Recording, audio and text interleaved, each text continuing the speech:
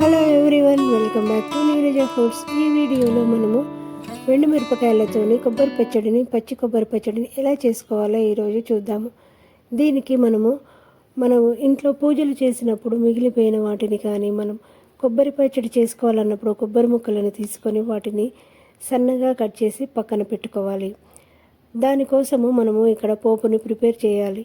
ఒక కడాయి పెట్టి దాంట్లో 2 చెంచాల నూనె వేసిన తర్వాత 1 చెంచా జీలకర్ర, 1 చెంచా ఆవాలు, 1 చెంచా మెంతులు వేసుకొని అవి నూనెలో వేగుతుండగానే మనము కారానికి తగినట్టుగా వెండి మిరపకాయలను తీసుకోవాలి.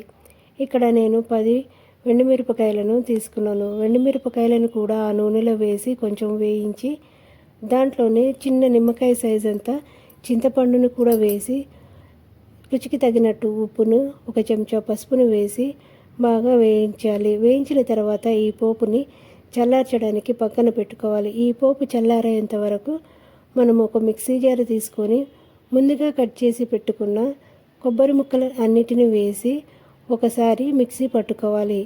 అవి కొంచెం బరకగా మిక్సీ పట్టిన తర్వాత దాంట్లోనే మనము ముందుగా ప్రిపేర్ చేసి వేసుకున్న పోపును మొత్తాన్ని కూడా వేసి దాంతోపాటు రుచికి తగినంత ఉప్పుని అడ్జస్ట్ చేసుకుంటూ వేసుకొని దాంట్లోనే ఒక 10 వెల్లుల్లిపాయలను వేసుకోవాలి. ఇక్కడ నేను వెల్లుల్లిపాయలను వేసిన వీడియో స్కిప్ అయిపోయింది కాబట్టి మీరు వెల్లుల్లిపాయలను వేసుకోండి.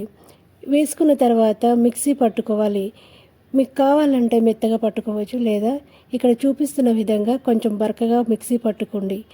ఇలా పట్టుకుంటే మనము తినేటప్పుడు పంటకి తగులుతున్నప్పుడు టేస్ట్ బాగుంటుంది.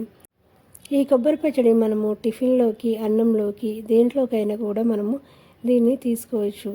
ఇలా చేసుకొని చూడండి. ఎంతో టేస్టీ అయిన వెండి మిరపకాయ కొబ్బరి పచ్చడి చాలా టేస్టీగా ఉంటుంది. దీన్ని మనము ఫ్రిడ్జ్లో పెట్టినట్లయితే వారం రోజుల వరకు కూడా నిల్వ ఉంటుంది. దీన్ని ఒకసారి ఇలా చేసుకొని ఎలా వచ్చిందో కామెంట్లో తెలపండి.